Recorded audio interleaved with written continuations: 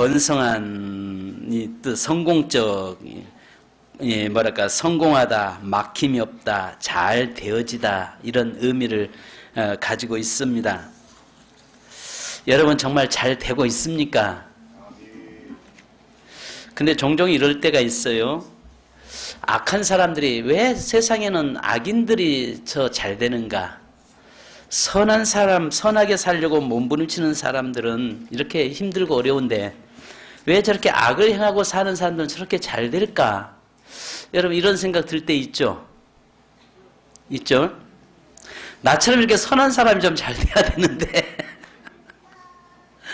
왜 나는 늘 인생의 어려움 속에 살아야 되고 저들 저렇게 악을 행하고 남에게 사기치고 남에게 고통 주고 피해 주는 저들은 저렇게 승승장구하고 또 그 자녀들까지도 잘 되는 거 보면은 과연 하나님 계신가 이런 생각 들 때도 있습니다.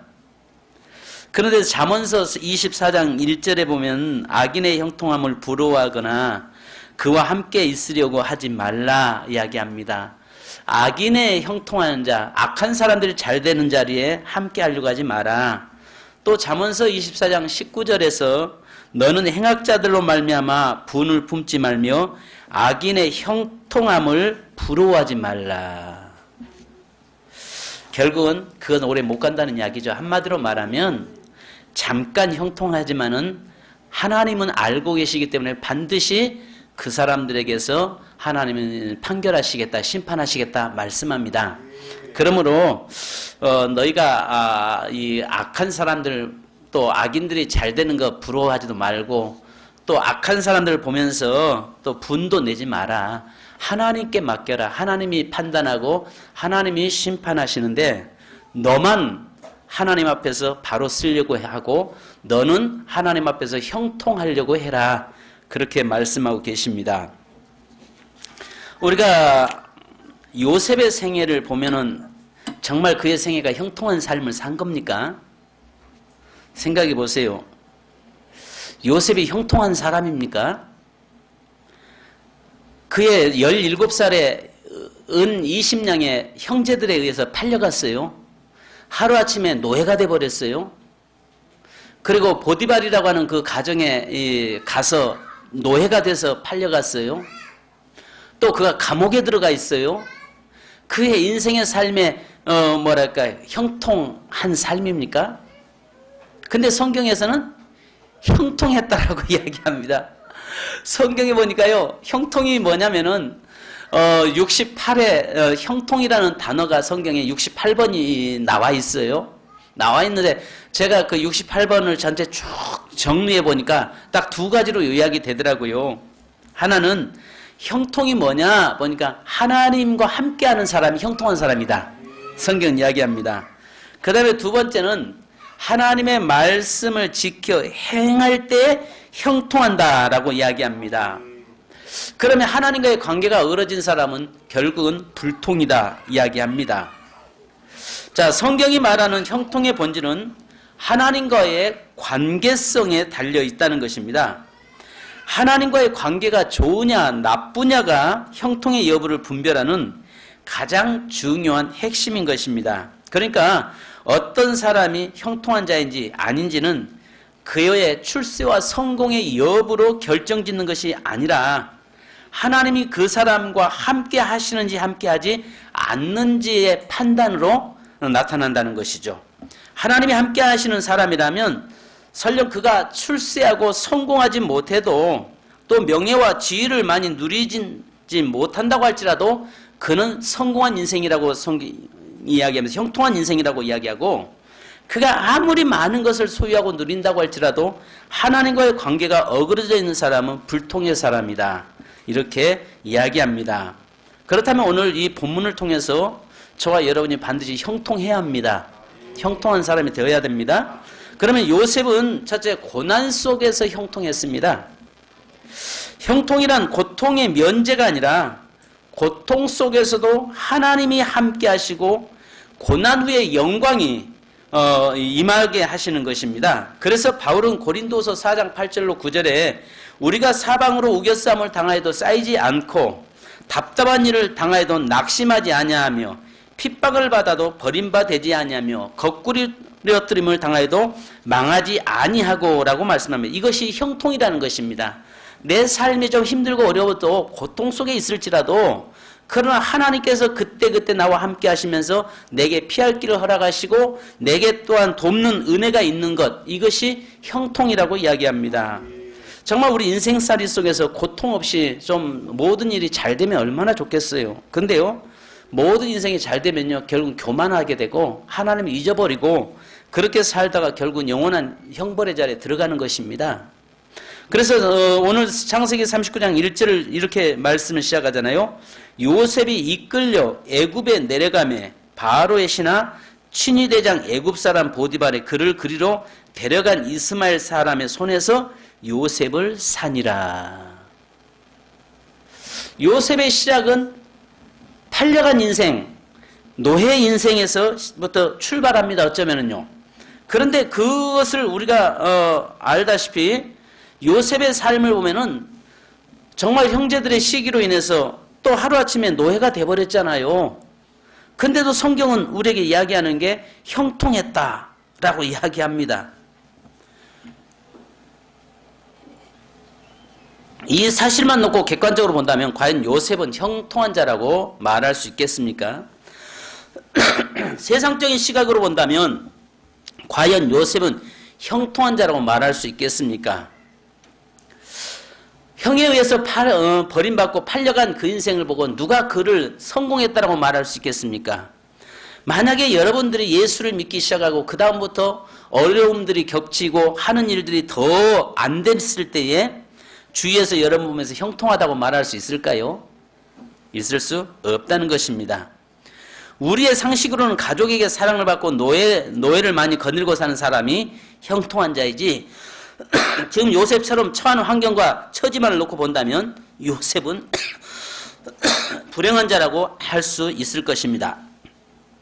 그런데 오늘 여기 성경에 보면, 보디발의 노예로 있을 때에도 여기 요셉의 삶을 보면 형통했다라고 이야기하고요. 그 다음에 여기 2절 한번 보십시다. 시작. 여호와께서 요셉과 함께 하심으로 그가 형통한 자가 되어 그의 주인 애굽 사람의 집에 있으니. 자, 형통한 자가 되어 그의 집에 바로 있을 때에도 그 형통을 보았다라고 이야기합니다. 또 감옥에 있을 때도 성경은 요셉을 형통하다라고 이야기합니다. 우리 23절 한번 보실까요? 창세기 39장 23절 시작. 간수장은 그의 손에 맡긴 것을 무엇이든지 살펴보지 아니하였으니 이는 여호와께서 요셉과 함께 하심이라. 여호와께서 그를 범사에 형통하게 하셨더라. 심지어는 억울한 누명을 쓰고요, 감옥에 들어갔어도 바로 그 인생을 보면서 하나님은 형통했다라고 이야기합니다.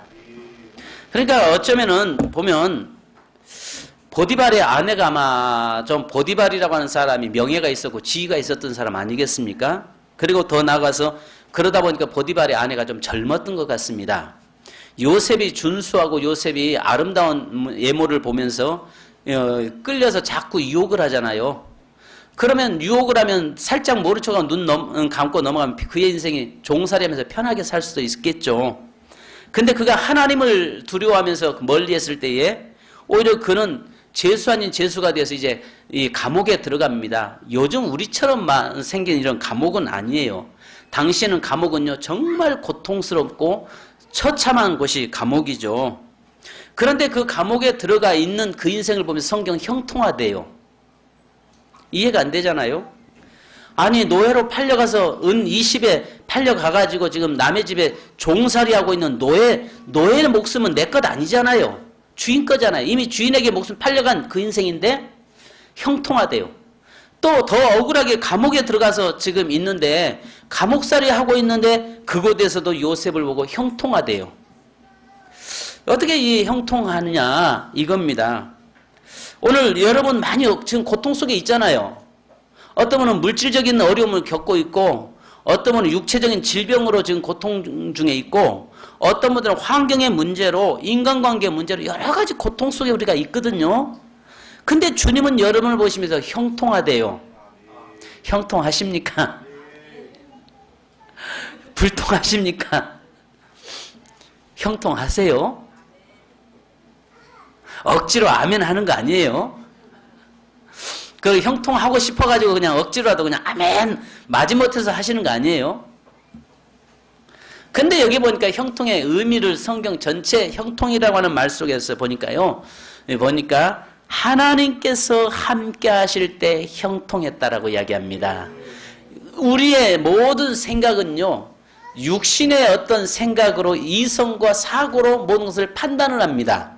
그러니까 결국 내 배가 부르면 배부른 것이고 또 내가 이 땅에서 물질이 호주머니 속에 좀 물질이 있으면은 부유한 것이고 만족한 것이고 내가 좀 좋은 환경에서 살면 난 복받은 것으로 이렇게 생각을 합니다.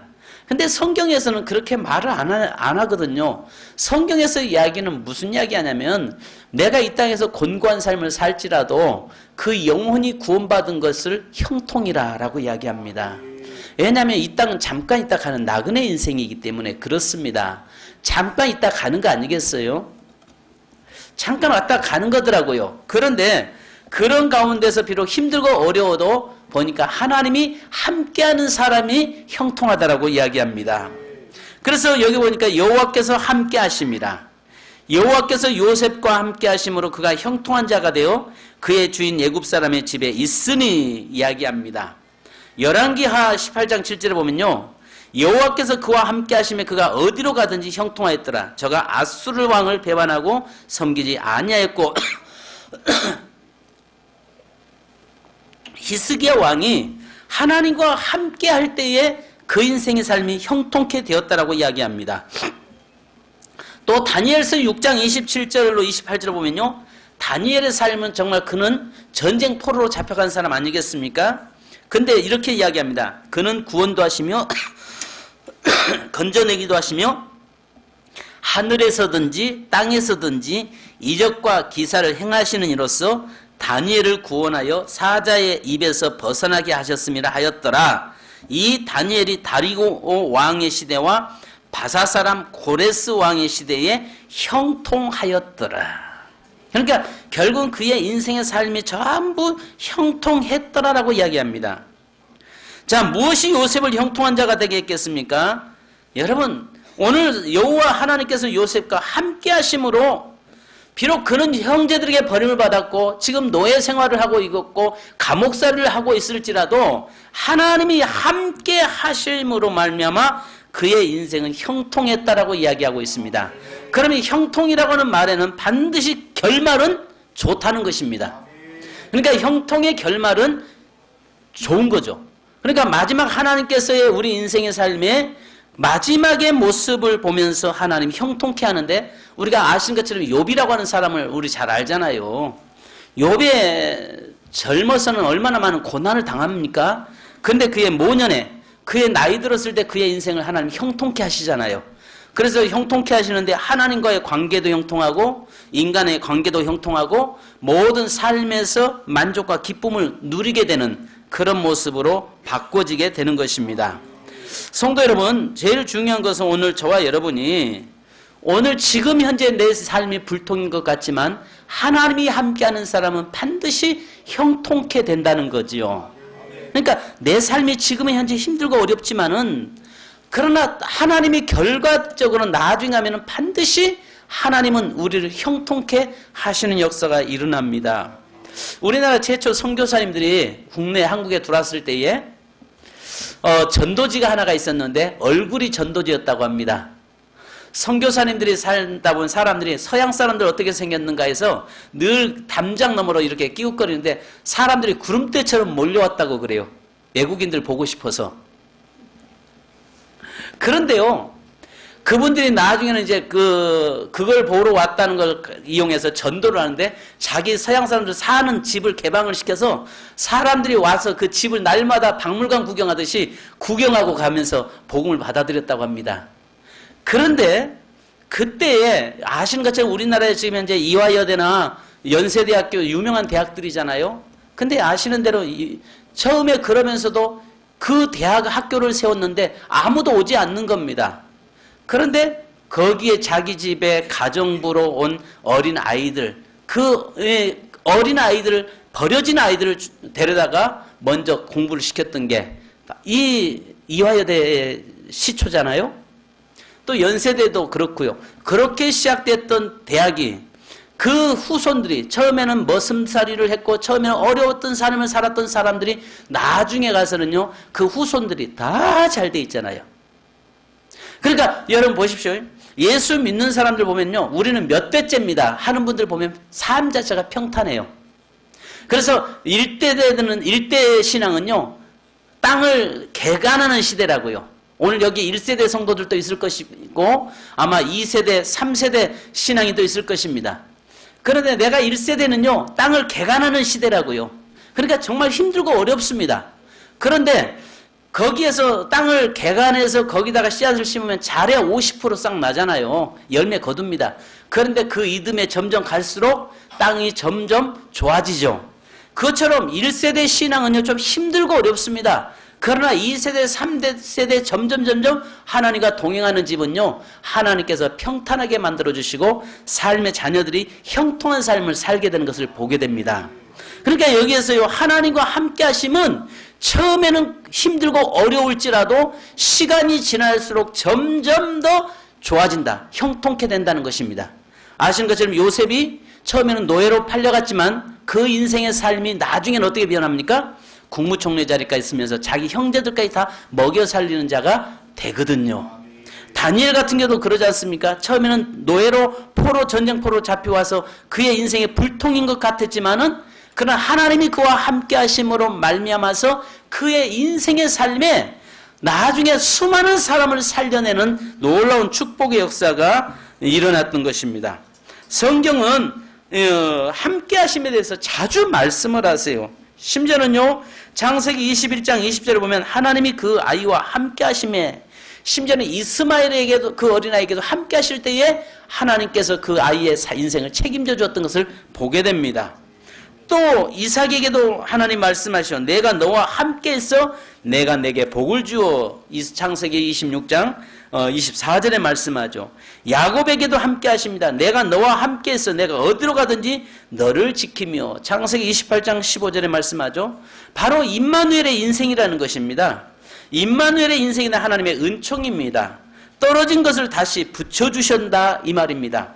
하나님이 함께하는 사람은 언제든지 그의 인생을 하나님이 책임져 주시겠다라고 말씀합니다. 그래서 사람이 하나님을 떠나서 성공을 기대할 수 있습니까? 하나님 없이 번성할 수 있습니까? 세상적으로 보면 할 수 있겠죠. 그러나 그것은 오래 못 간다는 것입니다.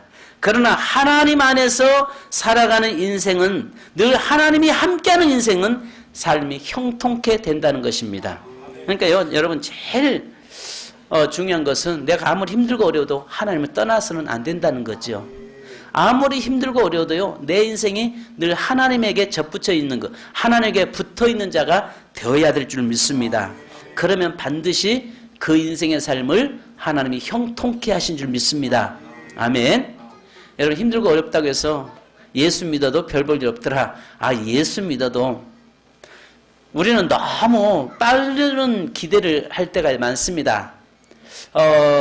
아신 것처럼 채소는 심어놓으면 금방 자라서 금방 걷다 먹을 수 있습니다. 근데요, 오래된 나무, 오래 딸수록 딸 수 있는 나무들은요, 심어놔도요, 오랜 후에 싹이 납니다. 예를 들어서 호도나무 같은 경우나 밤나무나 이런 것들은 그러잖아요. 근데 그거 심겨지면 어떻습니까? 계속 해년마다 열매를 맺게 되어 있습니다. 지금 당장 것을 여러분 구하지 마십시오. 내가 힘들고 어려움다고 해서 그것을 바로 구하려고 하지 말고 비전을 가지고 하나님께서 반드시 내 인생과 내 자녀들의 삶을 책임져 질 것이라고 하는 확신을 가지고 여러분 좀 기다리면서 인내하면서 나갈 수 있기를 바랍니다. 요셉이 바로 그 힘들고 어려운 과정을 통과됐을 때에 하나님은 그 인생에 성공의 인생의 자리에 올라갔잖아요. 근데도 그 고난 속에 있을 때도 하나님은 형통하다라고 말씀하잖아요. 왜요? 하나님이 함께하고 있다는 거죠. 하나님이 붙들고 계시겠다는 것이죠. 오늘 우리가 힘들고 어려워도요, 하나님이 나를 붙들고 계신다는 사실, 바로 그것만으로도 우리는 형통한 자인 줄로 믿습니다. 세 번째는 하나님의 말씀을 행하는 자가 형통한 자입니다. 성경을 읽어보시면 형통의 축복은 거의 대부분 조건적인 약속을 걸었습니다. 계속 우리가 성경 그러잖아요. 구원은 조건이 아니었잖아요. 하나님의 일방적인 은총이었잖아요. 근데 형통의 삶은요, 하나님은 항상 조건을 걸어놨습니다. 그래서 신명기서 29장 9절에 보면 이렇게 말씀합니다.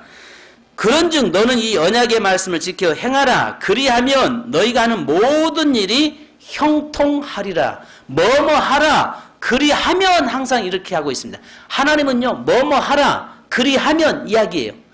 그 뭐뭇이 뭐냐면 여호와의 말씀을 지켜 행하라라고 이야기합니다.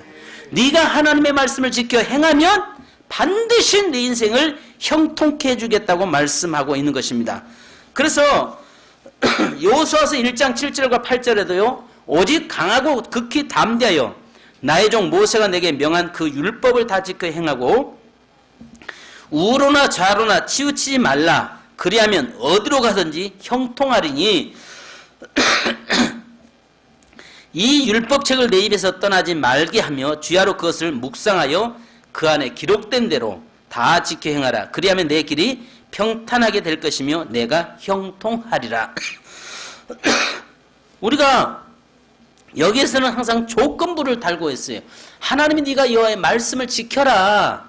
그러면 아신 것처럼 이 요셉이라는 사람이 그렇게 형통할 수 있었던 이유는 그의 어려운 환경 속에 있을 때도 하나님의 말씀을 놓치지 않았다는 것입니다.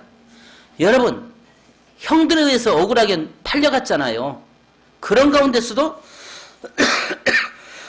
나중에 뭐라고 말씀하냐면 하나님께서 우리의 가족을 살리려고 나를 먼저 애굽에 보냈나이다 이렇게 이야기해요. 그러니까 그 힘들고 어려울 때도 하나님의 뜻이 무엇인지를 찾으려고 했고 하나님의 말씀을 놓치지 않았다는 이야기입니다. 그리고 그가 억울하게 이 감옥에 들어가 이 보디발의 아내 집에 있으면서 그 유혹 앞에서도 그 하나님의 말씀 앞에 세워져 있었기 때문에 보디발의 아내 유혹을 뿌리칠 수 있었던 것이죠.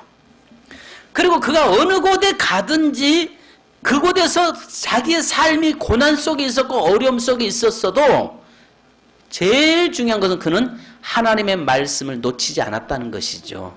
하나님의 말씀을 놓치지 않고 살았던 그 인생이 하나님께서 나중에 결국 형통으로 열매 맺게 만드신 것입니다. 성도 여러분, 힘들고 어려울 때 무엇을 여러분 붙잡고 무엇을 의지하시렵니까? 우리가 힘들고 어려울 때는 내 인생의 삶에서 하나님의 말씀을 의지하고 하나님의 말씀을 붙잡는 자가 되어야 할 줄 믿습니다.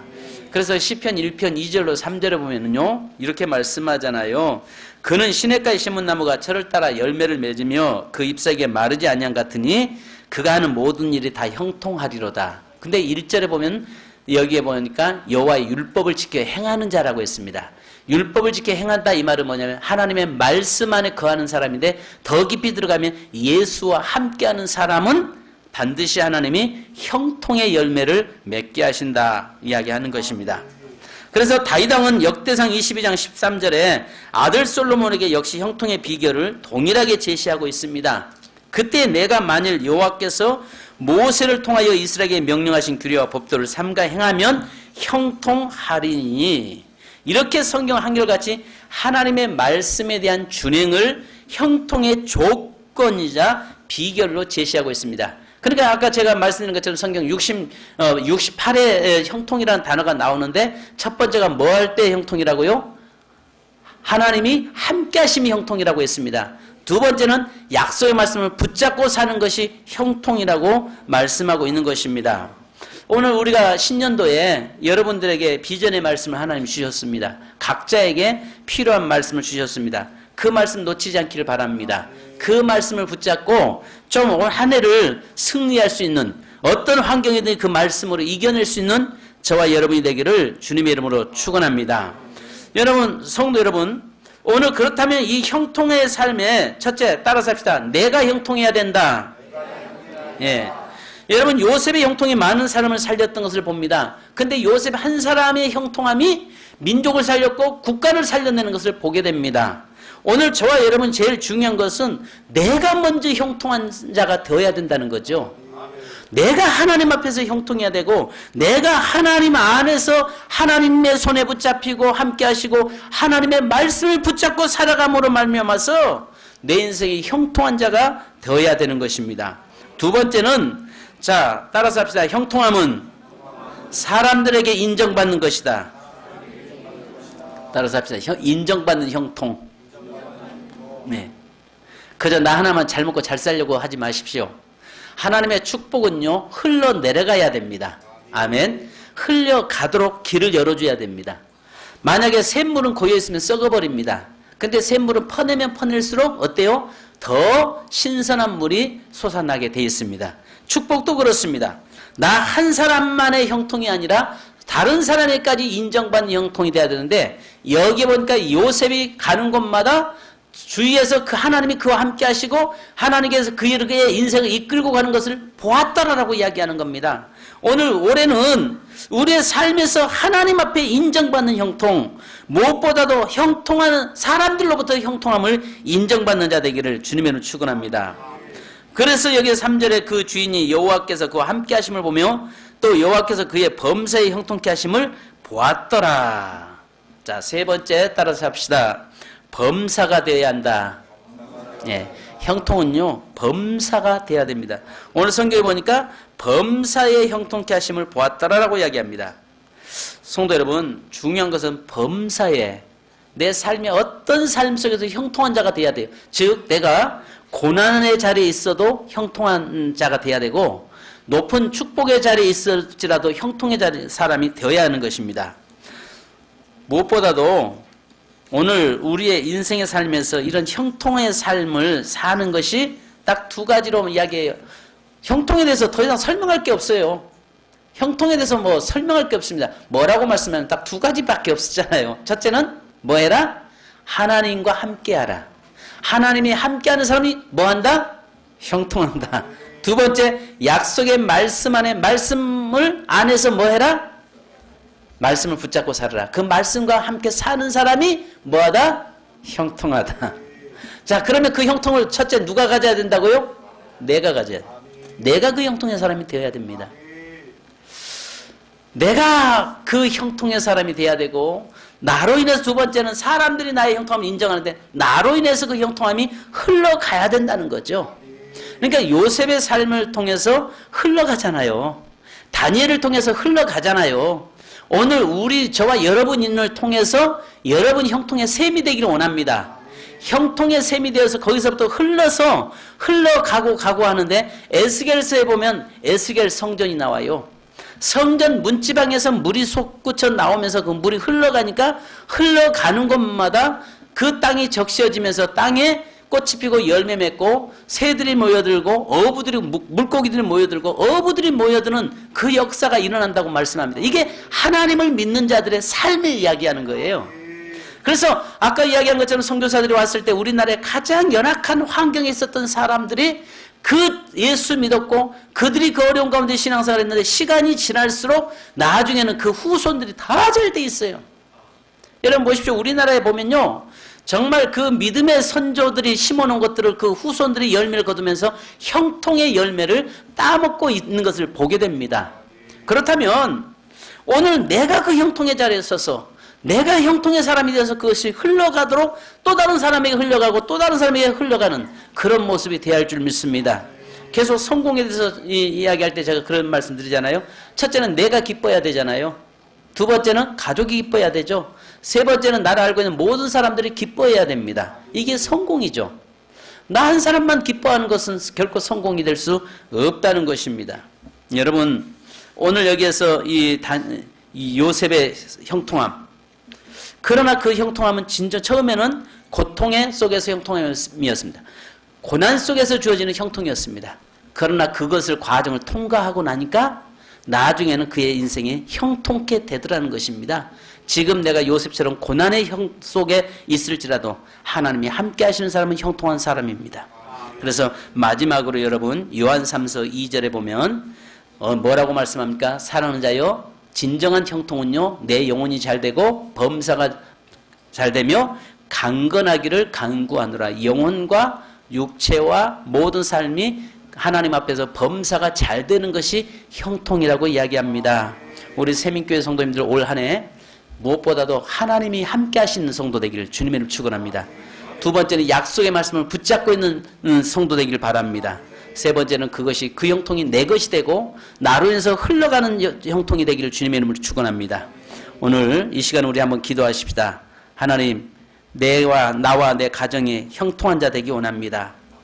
비록 내 삶이 현재 공고하고 내 삶이 요셉처럼 어려움 속에 있다고 할지라도 그러나 하나님 형통한 인생 되게 하시고 내 삶에 하나님이 함께 하심으로 형통함을 주위의 많은 사람들이 볼 수 있게 하옵소서. 우리의 예수 믿지 않는 가족들이 예수 믿고 나서 내가 어려움 당하고 고통당하는 것을 보면서 조롱하고 비웃기도 합니다. 그러나 하나님이 나와 함께 하시고 형통한 모습을 저들이 볼 수 있는 올 한 해가 되게 하옵소서. 이제 우리 기도하십시다. 할렐루야. 거룩하신 아버지 하나님, 은혜 감사합니다. 오늘 우리의 삶에서 지금 앞이 보이지 않고 힘들고 어려울지라도 그러나 진정한 형통은 하나님이 함께 하심이라고 말씀했나이다. 하나님, 오늘 이 요셉의 삶에 비록 그가 노예로 잡혀가 있고 그 노예로 팔려가서 살고 있었지만은 하나님이 그와 함께 하심으로 형통했고 그의 봤던 보디발의 가정이 형통했고 그의 모든 사람들이 형통함을 보았다고 말씀했나이다. 하나님, 그가 감옥에 있을 때도 하나님이 함께 하실 때에 그의 인생을 보면서 형통했다라고 말씀했나이다. 내 인생이 비록 감옥의 쌀이와 같이 힘들고 내 인생이 비록 노예처럼 힘들고 어려울지라도 무엇보다도 하나님이 나와 함께 하심을 하나님으로 인해서 형통하는 저희의 삶이 되도록 되게 인도하여 주옵소서. 비록 요셉의 삶이 고난이었지만 나중에는 그의 인생이 점점 좋아지며 하나님의 형통의 사람이 되었던 것처럼 하나님, 우리의 인생의 삶에서 점점 좋아지게 하시고 이제는 형통의 복이 나로 인해서 흘러가게 하시고 나로 인해서 하나님이여 다른 사람에게 내려가는 축복이 있게 도와주시옵소서. 오늘 하나님이여 우리 인생의 삶에서 나와 내 자녀들이 형통하기 원합니다. 우리의 후손들이 형통해지기 원합니다. 하나님, 그러기 위해서는 하나님과 늘 동행하게 하시고 하나님의 약속의 말씀을 지켜 행함으로 아름다운 복을 누리는 우리의 삶이 되도록 인도하여 주옵소서. 주님 감사드립니다. 예수님의 이름으로 기도합니다. 하나님 아버지 감사합니다. 오늘 요셉의 삶에 비록 그가 지금 노예에 팔려가서 노예 생활하고 종 생활하고 있지만은 하나님은 그 인생을 형통했다라고 말씀했나이다. 내가 비록 어렵고 힘들고 어렵지만은 하나님은 너는 형통한 자라고 말씀하시는데 하나님이 우리를 붙잡고 계시고 하나님이 우리와 함께 하시기 때문에 우리는 형통한 인생인 줄 믿습니다. 또 하나님, 형통은 하나님의 말씀을 지켜 행할 때 형통하다고 했는데 하나님의 형통은 점점 좋아지는 것이 형통인 줄 믿습니다. 우리 인생이 형통하기 원합니다. 장래 앞으로 주어질 인생의 삶에서 형통의 열매로 맺어지게 하시고 나와 내 자손과 후손들이 하나님 앞에 주시는 형통의 축복을 누리도록 역사하여 주옵소서. 요셉 한 사람을 통해서 가정이 살고 가족들이 살고 국가가 살고 민족이 살아나는 것처럼 하나님, 다니엘 한 사람을 통해서 수많은 사람이 살아나는 것처럼 오늘 우리 인생의 진정 형통함으로 말미암아 내가 살고 교회가 살고 가정이 살고 자녀들이 사는 역사 있게 도와 주시옵소서. 오늘 모든 성도들에게 너는 형통한 자로다라고 말씀하고 계시오니 하나님, 앞으로 주실 약속 바라보고 늘 하나님의 그 약속의 말씀 붙잡고 사는 삶이 되도록 인도해 주옵소서. 예수님의 이름으로 기도하옵나이다. 아멘.